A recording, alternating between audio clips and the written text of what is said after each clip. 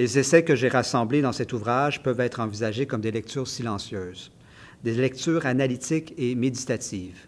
Ils ont en commun de commenter des poèmes qui, bien qu'ils puissent être récités, scandés, chantés ou performés, gagnent à être lus et relus tranquillement au creux d'un sofa, sur un siège de métro ou dans une salle de classe. Un poème au milieu du bruit, c'est un recueil d'essais composé de 18 essais brefs. Chaque essai s'intéresse à un poème qui m'obsède, qui me hante, qui m'habite depuis quelques années.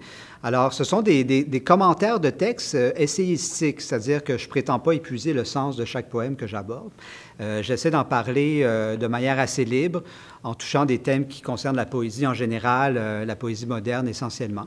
Donc, il est question de poèmes de Gaston Miron, de poèmes de Jacques Ottet, Bonnefoy, Louise Dupré, Hélène Dorion, des poètes d'ici, d'ailleurs, québécois, français, américains, sud-américains. Donc, je ratisse assez large.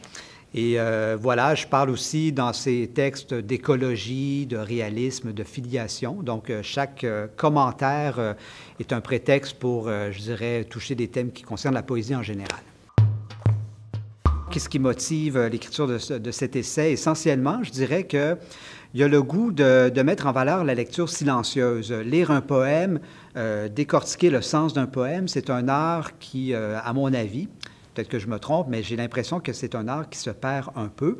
Donc, être attentif aux détails du texte, s'intéresser à ce que le poème offre en tant que tel et considérer la poésie comme un objet littéraire aussi.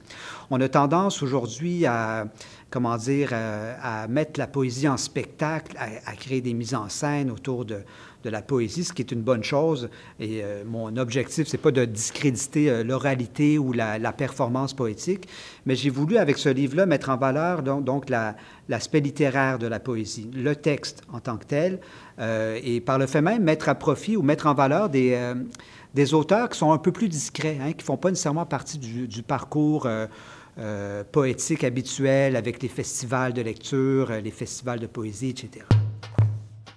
Je dirais qu'il y a des auteurs qui m'ont intéressé particulièrement en ce qui a trait au thème de la lecture silencieuse. Je pense à des auteurs comme Pascal Quignard, qui parle souvent dans ses essais de l'art de lire un poème en silence. Il y a un essayiste américain qui s'appelle David Alden, qui m'a énormément influencé également dans la rédaction de ce livre-là.